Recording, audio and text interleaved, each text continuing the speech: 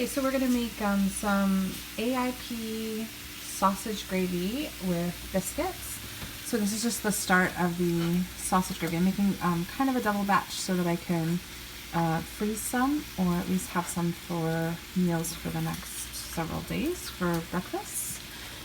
This is a totally comfort food. I grew up kind of in the United States, in the Midwest, and then I spent my summers with my grandparents in Kentucky, so this was kind of a really common food that we ate, kind of a special treat in my life now. And so I'm going to make it for you. I'll show you how I make it.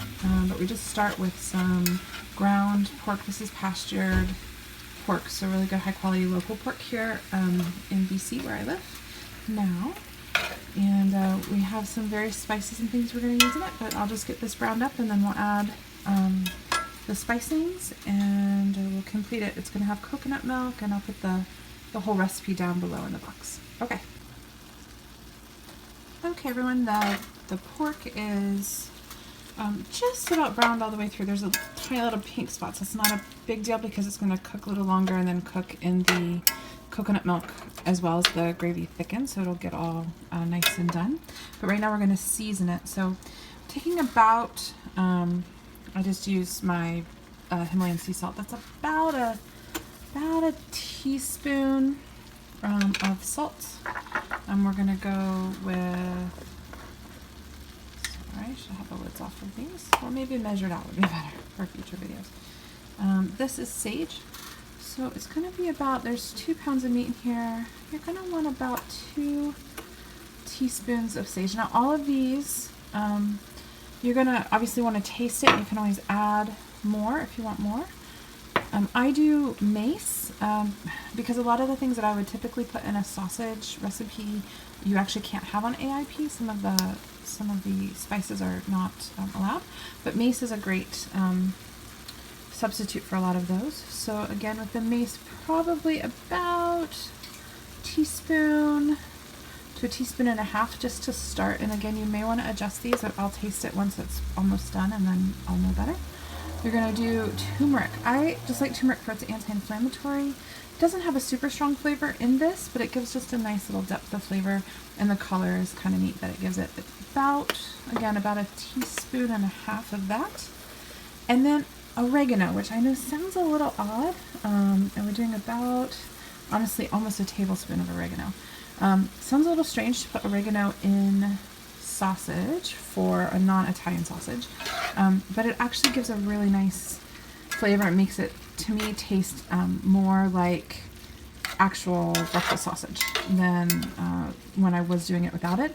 Originally I started with just sage and mace because, you know, sage is very classic sausage flavor, but it was flat. It just didn't have the dimension that you want in, oh, it's my buzzer for another thing. Hold on just a second.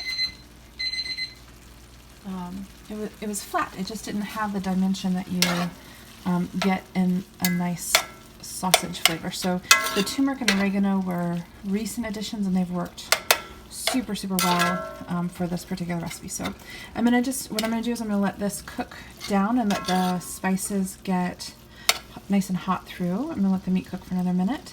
And then we're going to actually put some tapioca flour in this to act as a thickener to make it more like that nice thick gravy that you get at a Bob Evans if you're in the States, or maybe you're from the South and this is a common meal in your home. I'm going to just let this cook for probably 2 or 3 minutes, and then I'll come back and show you the tapioca and the coconut milk. Okay, so this is it's been just a couple of minutes later, 2-3 minutes later. This is cooked down a bit, and it's kind of releasing. It's getting a little bit fragrant, and it's releasing some more of its oil. This is because this pork is pastured. It spends a lot of time outside eating things, and it's pretty healthy. It doesn't actually have, you don't get a lot of the fat that you would get in a conventional pork, which is good for our purposes in this recipe. We want a little bit of fat to soak up what I'm going to put in next, to help create the binding that's going to make a thickener for the actual gravy. So this is just tapioca starch, which is allowed on the AIP diet as far as I know. I think so. I've been using it. Tapioca starch. You could also use arrowroot if you prefer, although it creates a more like, the gravy gets a bit, the texture is a little different. It's a little stringier. This is a better one-for-one substitute. If you're just gluten-free, you can also just use a gluten-free flour, like a gluten-free all-purpose flour, either of your own making or one that you bought at the store.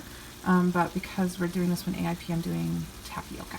So this is about a 1/4 cup of tapioca starch, and you just want enough that you can you're going to want to coat it. So you just want to sprinkle enough on. Like I said, this is for 2 pounds of meat. This is about a 1/4 cup of, and I'm going to use just a little less. I'm going to mix it through and see how it looks.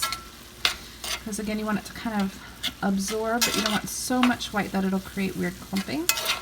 So you want it kind of to coat the meat, soak up some of that yummy fat with all the seasoning in it. But you don't want a lot of dry tapioca, because that'll actually create weird lumps in your gravy, which you don't want to have. Will not be very tasty. So we could put the rest in, I think. And you're going to let it cook for another minute while you get the coconut milk cans open, because you don't want it to be like a raw, just like you would do with a regular roux with regular flour. You don't want it to be raw flour. It gives kind of weird flavor and texture. So you see how this kind of thickened already? It's kind of not as loose. It's kind of holding together almost a little bit. That's kind of what you want. I'm going to come right back and just get the coconut milk and we'll add that in. Okay, I'm back. This is just like a minute later. I'm going to be putting in 2 cans of this, I'm going to say it right, Rd coconut milk. I like it because it's a pretty clean coconut milk. It only has, in the ingredients, I don't know if you can see that or not, coconut extract and water. So there's no gums or anything like that in this. I believe in the States you can actually get this also in like a box, and some people say that that's really nice for drinking. I don't like drinking like canned coconut milk. It's a bit too strong for me. I usually make my own coconut milk or do a different kind. But this is great for if you're doing fake curries, or if you're making this kind of thing, or I use it in some ice cream type bases and all that. So pretty much any recipe, soup, stews, etc. A lot of people use it in their smoothies and do love it, or you can freeze it in the freezer in ice cube trays and just add a couple of ice cubes, like coconut milk ice cubes, to your smoothie, and that gives it a really good fat, and it makes it kind of creamy. I do like to do sometimes, but I just don't like to just drink it straight. Some people love that. It's not my jam. So, but so what you're doing is I just put in 2. So it's basically 1 can of coconut milk per 1 pound of meat is how I usually do it. And hopefully with that tapioca that we put enough in there, hopefully that it will thicken it up. So then you're just going to let this cook. Now I tasted this before I put the tapioca starch in. The sausage seasoning was good. I added a tiny bit more salt, so just do that to taste. Whatever you and your family like, or you like if you're single and not cooking for a bunch of people. And then, so it's 2 cans, like I said, Rd. I know I'm saying that wrong, so I apologize to the company. I'm butchering your name. And then we're just going to let it cook. And you're going to let it cook probably 5 minutes or so, and it should get nice and thick, and you'll see it sort of thicken up. So we'll come back. You'll see it's already kind of thickish, which is really nice, but it needs probably another minute or 2. You just want all those flavors to combine really nicely. And then we'll do another quick taste of it to make sure that it's all of the flavors are coming through the way we want them to. And then if it's good, then it's good to go, and you can serve it, or you can package it up meal prep style, or you can do individual or larger servings in your freezer for another day. So I'll check back here in about 5 minutes once I think it's about done, and we'll see what it looks like. Okay, so this is the gravy. It is so good. Those dark pieces you see are the oregano, but it is lovely. I just added, again, just a tiny bit more salt. Himalayan pink salt isn't quite as salty to me, flavor-wise, as table salt, so, but I tend to just kind of add it as I go. You'll want to taste yours and make sure that it's to your liking, and again, you can adjust your seasonings, you know, adding, taking away, maybe adding something different that I didn't add that you might enjoy. But this is the gravy, and it is very much like what I used to eat as a kid. So I'll give you some final picks with biscuits and everything here as well. Okay, it's time to plate it up. So this is a little AIP biscuit that I'm experimenting with. If it turns out good, then I will let you all know and get you the recipe.